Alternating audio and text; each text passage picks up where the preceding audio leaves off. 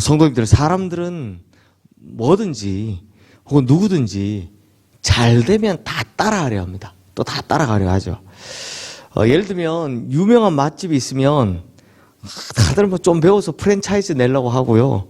또는 성공한 기업가가 있으면 그 사람 찾아가서 그 성공한 경영의 노하우를 배우려고 합니다. 그런데요, 똑같은 재료, 또 똑같은 레시피를 준다고 해서 다 잘 됩니까? 그렇지는 않죠. 또 성공한 기업가의 노하우를 아무리 가르쳐줘도 다 성공하지 않습니다. 오히려 보면 실패할 확률이 더 큽니다. 똑같이 한다고 해도 그게 그렇게 쉬웠으면 다 성공하지. 그렇지 않겠습니까? 그러면 그 이유가 뭘까요? 그건 뭐 여러 가지가 있겠지만 뭐 태도나 철학이 다를 거고요. 또는 자세가 다를 거기 때문입니다. 뭐 이런 문제들도 있죠. 그런데 가장 결정적인 것은 제가 보기엔 치열함이 다르기 때문입니다. 그 사람의 치열함과 이 사람의 치열함이 다르기 때문입니다. 예를 들면 진짜 맛있는 음식을 만들기까지 수없이 반복했던 노력 또 절차를 그걸 그냥 레시피 준다고 그것만 따라한다고 해서 똑같이 할 수는 없는 법 아니겠습니까? 또 성공하는 기업가가 되기까지 그 사람이 참 수도 없이 많이 겪어야 했던 힘듦들, 또 고뇌들, 또 고민들, 이걸 그냥 방법만 똑같이 흉내낸다고 해서 똑같이 성공할 수는 없는 법입니다. 그래서 전 개인적인 생각이지만 지금 예를 들면 뭐 목회도 비슷합니다. 누가 뭐 잘 된다고 막 누가 이거 한다 그러면 프로그램만 다 가져오거든요. 막. 그게 아니라 그렇게 누가 뭐 잘한다고 하면 우르르 따라가서 그거 막 가져와서 막 베껴서 하는 이런 문화들이 그렇게 좋아 보이지는 않습니다. 그런데요, 실제로 성공한 사람들에 가서 어떻게 성공했냐고 노하우를 물어보면 그 놀랍게도 이분들의 대답이 비교적 간단합니다. 뭔가 뭐 자기 성공에 대해서 장황하게 설명하는 사람들이 잘 없습니다. 오히려 그런 사람들을 보면 좀 수상합니다. 뭐 대부분 성공한 분들에게 뭐 가서 왜 그렇게 성공하셨습니까 하면 진짜 진심으로 할 때 보면 마침 그때 그거 하나 잘한 것 같습니다. 이렇게 이야기하시는 분들은 많습니다. 아니면 그때 제가 그게 참 하나님 은혜였습니다. 뭐 이렇게 이야기를 하신다든지, 뭐 세상 사람들은 그때 그게 그렇게 운이 될 줄 몰랐습니다. 이렇게 말을 하더라고요.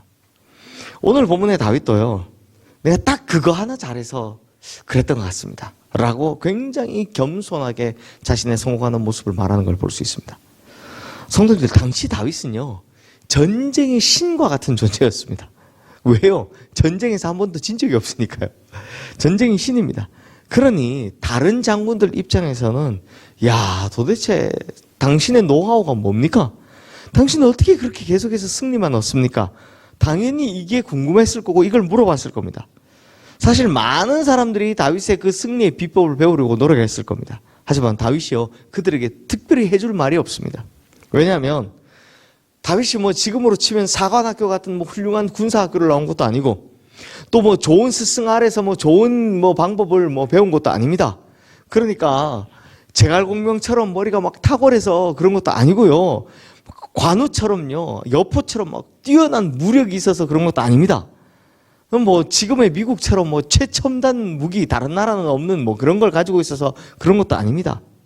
다만 다윗이 말해줄 수 있는 오직 한 가지 비결이 있다면 뭐겠습니까? 하나님을 의지하라. 이거밖에 없는 겁니다. 하나님을 의지하라. 오늘 우리가 보는 이 시편 60편 말씀에는 다윗의 상황과 승리의 과정이 잘 나타납니다. 오늘 본문의 표제어를 보시면요, 쭉 길게 나오지만 정확히는 다윗이 아람과 전쟁하고 있을 때입니다. 사무엘하 8장에 보면 이 내용이 나오거든요. 아람과의 전쟁. 근데 이 아람과의 전쟁 초기가 굉장히 어려웠습니다. 1절 말씀 우리 함께 읽어보겠습니다. 하나님이여, 주께서 우리를 버려 흩으셨고 분노하셨사오나 지금은 우리를 회복시키소서. 자, 앞에 뭐라고 되어 있습니까? 주께서 우리를 버려 흩으셨고 분노하셨다라고 이야기합니다. 그러니까 하나님께서 지금 이스라엘 백성들을 어떻게 하고 있습니까? 완벽하게 패배하게 만드셨다는 겁니다. 이 초기 전투가 그러니까 한판 붙었는데 완전 박살났다라는 겁니다. 그게 어려웠다라는 겁니다. 그리고 다윗은 하나님께서 자신과 자신의 군대를 흩으신 이 경험을 지금 박살난 경험을 2절 3절에서 좀 더 구체적으로 말하고 있습니다. 우리 함께 읽겠습니다. 주께서 땅을 진동시키사 갈라지게 하셨사오니 그 틈을 기우소서 땅이 흔들림이니이다. 주께서 주의 백성에게 어려움을 보이시고 비틀거리게 하는 포도주를 우리에게 마시게 하셨나이다. 이 전투 초반에 얼마나 힘들었는지 뭐라고 합니까? 땅이 흔들리고 기울어져서 서 있기조차 힘들었다라는 표현을 하는 겁니다. 마치 이 포도주 마시는 사람이 거하게 취한 사람이 어떻게 합니까? 중심을 못 잡고 비틀거리는 것처럼 지금 자기들 꼴이 이렇다라는 겁니다. 완벽하게 지금 엄청 졌다라는 거죠. 그때 다윗이 이렇게 생각을 했을 겁니다. 왜 이렇게 지금 안 될까? 왜 이렇게 어려울까? 야, 이러다가 우리나라가 저 적들의 손에 넘어갈 수도 있겠구나. 그런 위기감이 들었을 겁니다. 그런 심각한 위기감이 엄습했을 때 다윗이 붙잡은 거 참 놀랍게도 하나님이었습니다.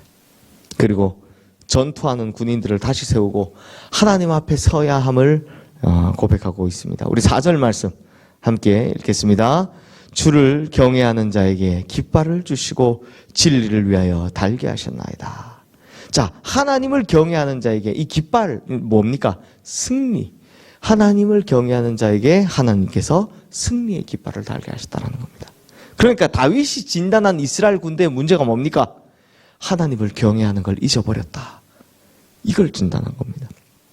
그래서 다윗 자신부터 점검하고 군대 모든 군인들을 새롭게 점검해서 우리가 하나님을 경외하는 깃발을 새롭게 달자라고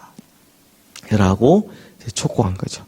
지금 모든 군인들, 모든 백성들 한 사람 한 사람이 눈앞에 보이는 적들과 전쟁할 것이 아니라 눈앞에 보이지 않는 하나님을 경외하는 거, 이것부터 다시 해야 된다라고 진단을 내린 겁니다. 그러고 나서 이제 하나님을 경외하는 마음을 새롭게 하자라고 해서 적진을 향해 용감하게 달려가는데요. 우리 11절 12절 말씀 함께 읽겠습니다. 우리를 도와 대적을 치게 하소서. 사람의 구원은 헛됨이니이다. 우리가 하나님을 의지하고 용감하게 행하리니 그는 우리의 대적을 밟으실 이심이로다. 아멘. 결국 다윗의 승리의 비결은 장황하지 않았습니다. 딱 하나였습니다. 뭐였습니까? 하나님을 경외하는 것. 지금 다윗과 모든 군사들, 모든 백성들의 마음이 하나님을 경외하는 마음으로 하나가 되었기 때문에 그들이 승리한 겁니다. 즉 다윗의 승리 비결은 하나님이 경외하는 것, 이거 외에 아무것도 없다는 겁니다. 자, 다윗, 당신이 매번 승리하는 비결이 뭡니까? 장황하게 설명할 게 아닙니다. 무기가 좋다, 병법이 좋다, 외교가 좋다, 그게 아니라 뭡니까? 글쎄요, 저는 그냥 하나님을 경외하니까 이기던데요. 이렇게 지금 설명하고 있는 겁니다. 성도님들, 우리도 인생 살아가다 보면 땅이 흔들리는 것 같은 두려운 일이 생길 수도 있고요. 이 포도주를 마시고 서 있기 힘들 정도조차 힘들고 어려운 시기를 보낼 수도 있습니다. 우리 가정에 일어나는 문제들이 있을 수도 있고요. 혹은 우리 개인적으로 해결할 수 없는 문제들도 있을 수도 있고요. 또는 내 일터에서나 여러 가지에서 일어나는 문제들이 있을 수 있습니다. 그때 우리가 오늘 배웠죠. 그 어떤 것보다 가장 먼저 뭘 신경 써야 되냐? 하나님과 우리의 관계를 새롭게 정립해 나가는 것부터 신경 써야 한다는 겁니다. 뭐 해야 된다고요? 하나님을 경외하는 마음을 가지는 것. 이게 오늘 다윗이 우리에게 가르쳐준 승리의 비결인 겁니다. 하나님을 경외하는 마음을 다시금 가지고 새롭게 가지는 것. 그리고 나서 이제 진리의 깃발을 붙들고 적진을 향해, 전쟁터를 향해 다시 나가는 겁니다. 그러면 성도님들, 반드시 승리의 깃발을 우리에게 주시고 다윗처럼 지지 않는 승리의 경험을 우리에게 계속해서 주실 줄로 믿습니다. 이 말씀, 오늘 주신 말씀 기억하며 우리 함께 기도하도록 하겠습니다.